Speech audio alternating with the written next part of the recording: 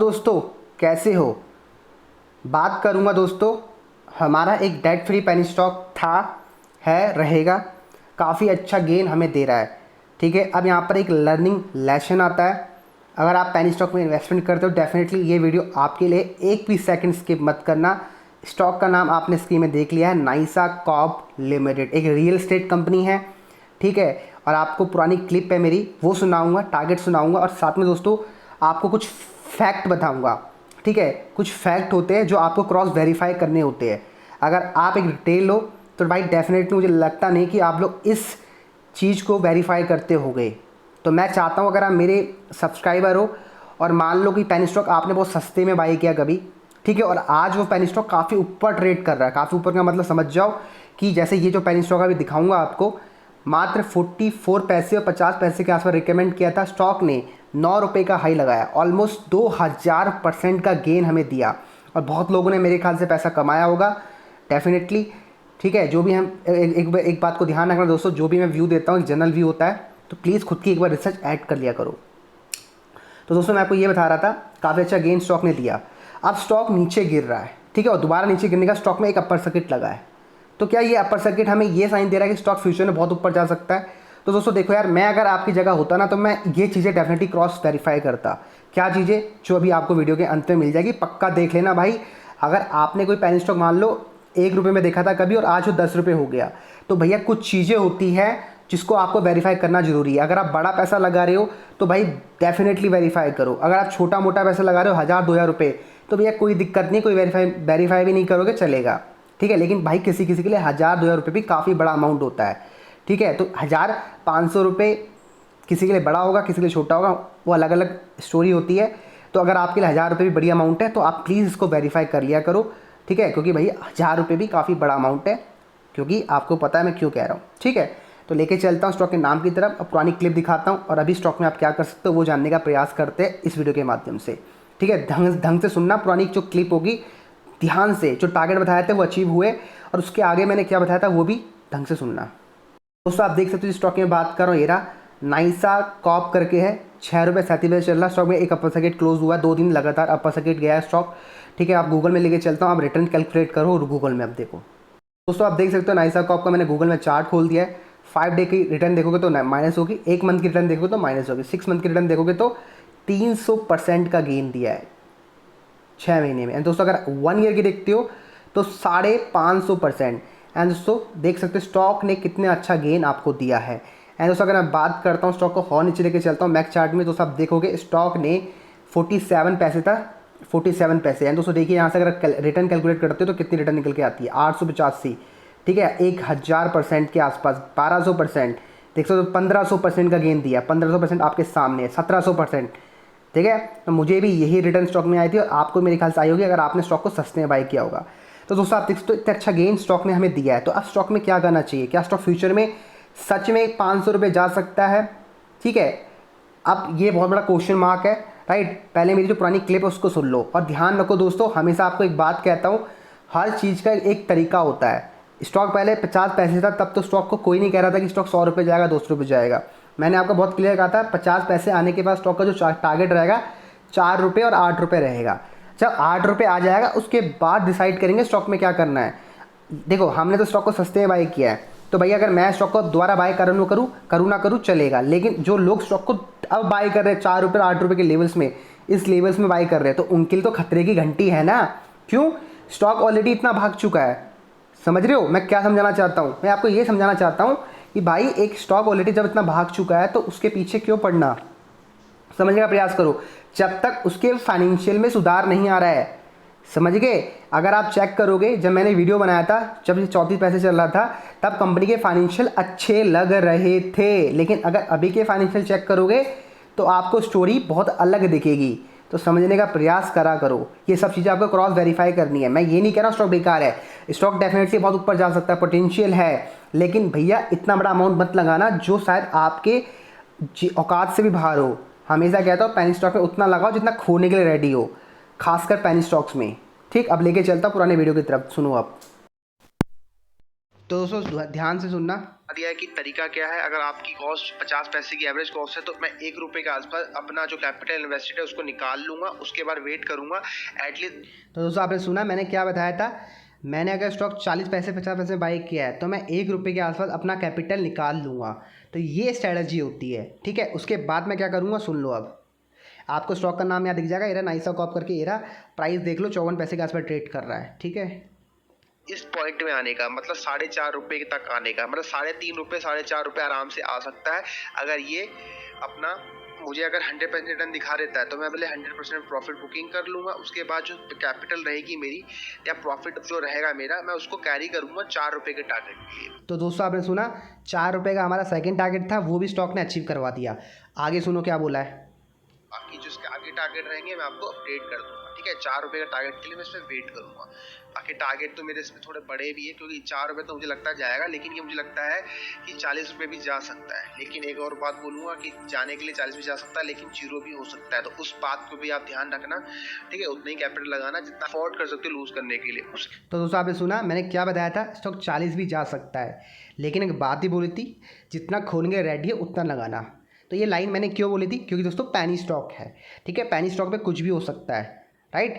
ये उनको पता होगा जिनका पैसा पैनी स्टॉक में खोया है। मेरा पैसा पैनी स्टॉक में 0 भी हुआ है, तो मैं इसलिए ये सेट ऑफ रूल फॉलो करता हूँ, ठीक है। मुझे पता है कि पैनी स्टॉक आपको मल्टीबैगर रिटर्न देके जा सकते हैं। एग्जांपल आपके सामने है, रियल एग्जांपल दिखा रहा हूँ, ठीक है। और मुझे ये भी पता है कि कुछ पैनी स्टॉक आपका पैसा 0 भी करते हैं।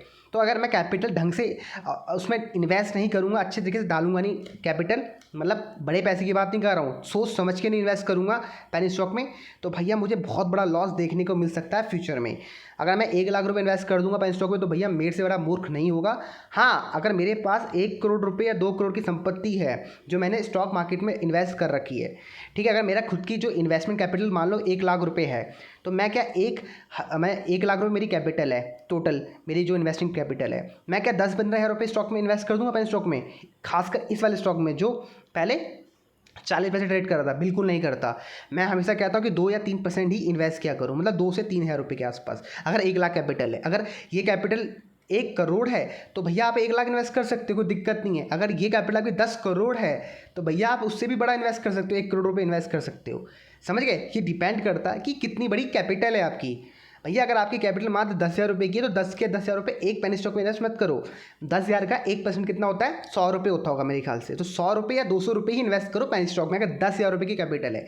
जिन्होंने अगर ये नॉलेज मतलब ये ज्ञान सीख लिया ना कि भैया 1%, 2%, 3% हिस्सा, भैया वो स्टॉक मार्केट में सक्सेसफुल होके रहेगा। उसको 10 साल लग जाए या 5 साल लग जाए या 20 साल लग जाए, लेकिन भाई वो पैसा कमा के छोड़ेगा। अब आप बोलोगे सर 20 साल क्या बात कर रहे हो। अरे भाई अगर आप 30 के हो, 30 के, अगर 20 साल के आपका लर्निंग कर्व है, 50 साल की एज आपकी हो जाएगी, तो भाई क्या पता अगले 50 साल के बाद के 2 अगले सालों में आप इतना बड़ा पैसा कमा लोगे जो ज़िंदगी भर में आपने जॉब से नहीं कमाया और स्टॉक मार्केट से कमा लोगे। समझ गए। तो भैया हल्के में मत लिया करो, जो चीज़ें बताई जाती है उसको फॉलो किया करो। अब आपके सामने टारगेट आप अचीव हो चुके। अब जो टारगेट बताया 39 रुपये, अब मैंने बताया था कि जा सकता है, मैंने एक वर्ड भी ऐड किया था, जा सकता है। अब दिखाता हूँ कंपनी के फाइनेंशियल। अब एक बार कंपनी के फाइनेंशियल भी चेक कर लो, ठीक है। उस समय कंपनी के फाइनेंशियल काफ़ी अच्छे लग रहे थे, अपनी बुक से काफ़ी सस्ते में ट्रेड स्टॉक कर रहा था। स्टॉक की जो बुक वैल्यू थी उस समय 8 रुपये के आसपास थी, जब स्टॉक 34 पैसे ट्रेड कर रहा था, 34 पैसे और 38 पैसे के आसपास। और आज की डेट में स्टॉक की बुक वैल्यू कितनी है वो आपने क्रॉस वेरीफाई करी। जो आप लोगों के कहने पे इन्वेस्ट कर देते हो, और ये स्टॉक तो भैया 1,000 रुपये जाने वाला है, क्योंकि मुझे पता है मेरे वीडियो बनाने के बाद बहुत सारे लोग इसके ऊपर भी वीडियो बनाते हैं, स्टॉक्स के ऊपर, कि ये स्टॉक 1,000 रुपये जाएगा, 2,000 रुपये जाएगा। झूठ दोस्तों, ऐसे झूठ में बिलीव मत किया करो, खुद की रिसर्च ऐड किया करो। ये मेरे आपसे सलाह रहेगी, ठीक है। बाकी देखो भाई, मेरे बाप का तो कुछ जाता नहीं है, आप जितना मर्जी इन्वेस्ट करो, ठीक है। पैसा आपका ही खोएगा, ठीक है। झूठ अगर मुझे कहना होता तो मैं भी कह सकता था कि भैया ये स्टॉक 10,000 रुपये जाएगा, लेकिन मैंने आपको बताया ना उससे पहले कि 4 रुपये का पहला टारगेट है, उसके बाद 4 रुपये आने तो उसके बाद बात करेंगे। 4 रुपये आपके सामने आ चुका है, अब 39 रुपये जा सकता है, मैंने ये भी बोला था इस वीडियो में। तो 4 रुपये तो आ गया ना पहले टारगेट, समझ गए।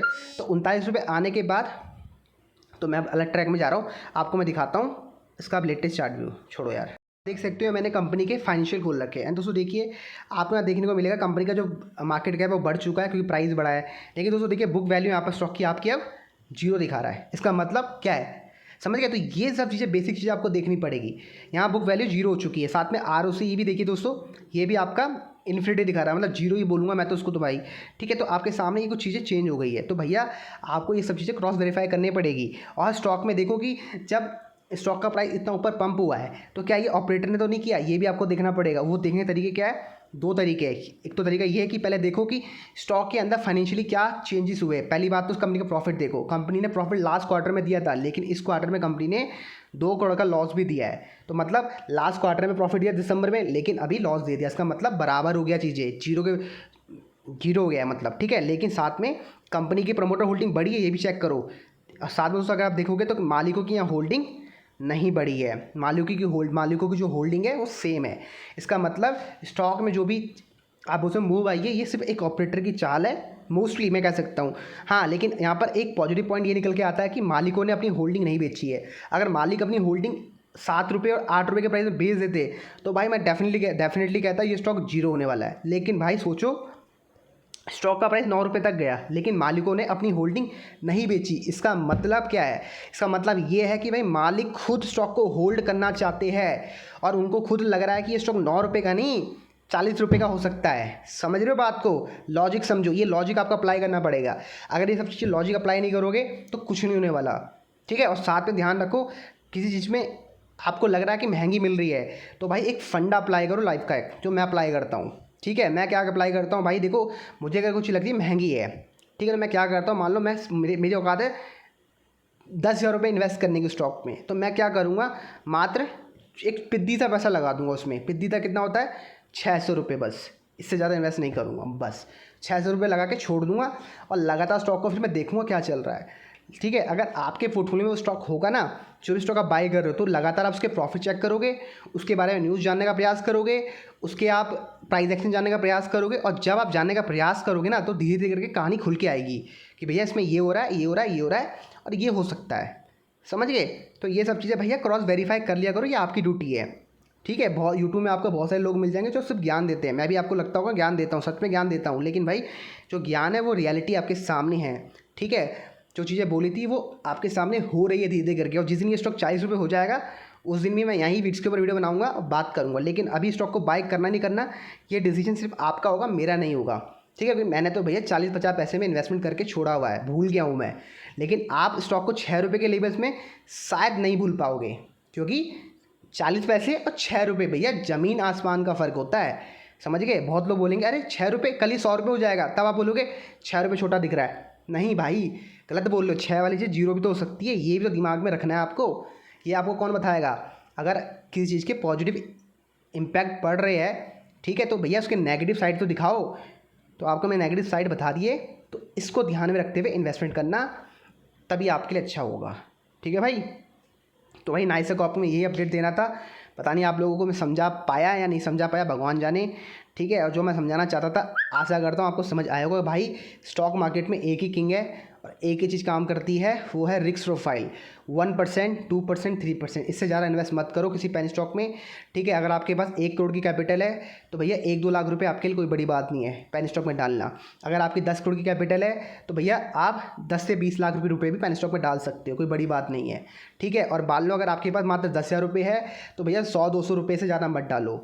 ठीक है, हमें लगता है कि यार भैया हमने तो 100-200 रुपये में क्या बनने वाला है। अरे भाई, जो व्यक्ति आज 1 करोड़ का आदमी बना है, 1 करोड़ रुपये जो उसके पास है, वो भी पहले 100-200 रुपये की ही कुछ करता होगा। 100-200 रुपये से 400 रुपये गया, 600 रुपये गया, 1000 रुपये गया, 10 लाख रुपये गया, 20 लाख रुपये गया, धीरे धीरे के ऊपर ग्रो करते गया।